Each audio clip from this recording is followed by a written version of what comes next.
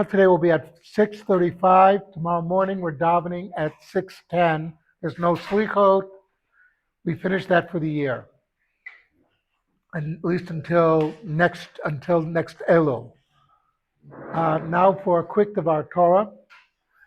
Yesterday, of course, was Yom Kippurim, the Day of Atonement, when we came to shul and our kittles and we were fasting, etc., waiting for the judgment to come down. And people think after Yom Kippur, that's it. I don't have to work till next Yom Kippur. And the answer is wrong. Actually, the final judgment doesn't come down, depending who you ask. But there are some authorities who say the final judgment comes down Motzei Simhat Torah. And the reason is we know how you'll behave when you're standing in judgment.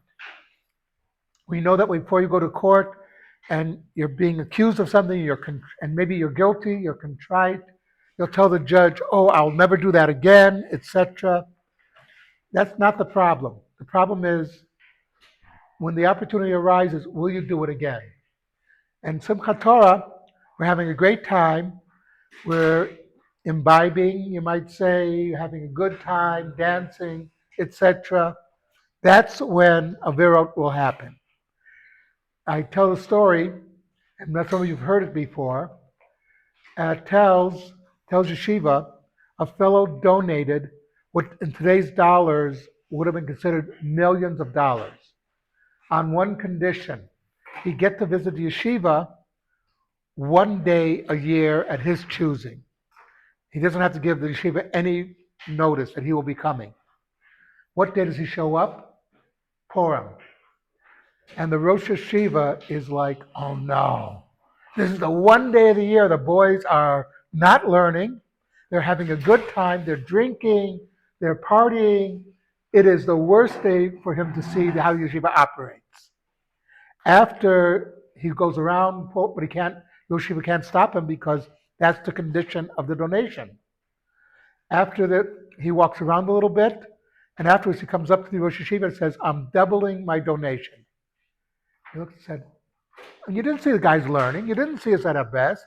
You saw us at our worst, etc." And the fellow said, "You don't get it. What I came to see was how will the boys behave when they've had what to drink, when they can go crazy a little bit.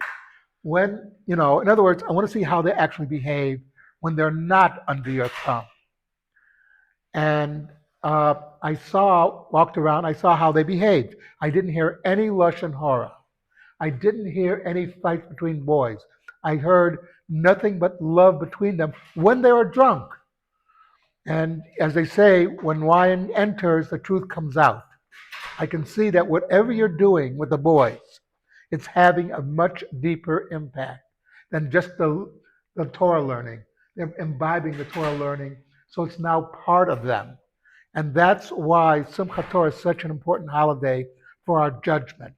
Because again, that's the one day, that's one of the few days when we let it go, when we have a good time, but we always have to remember it's within the bounds of halacha, within the bounds of Yiddishkeit. Something to think about, Kaddish Rabbanim.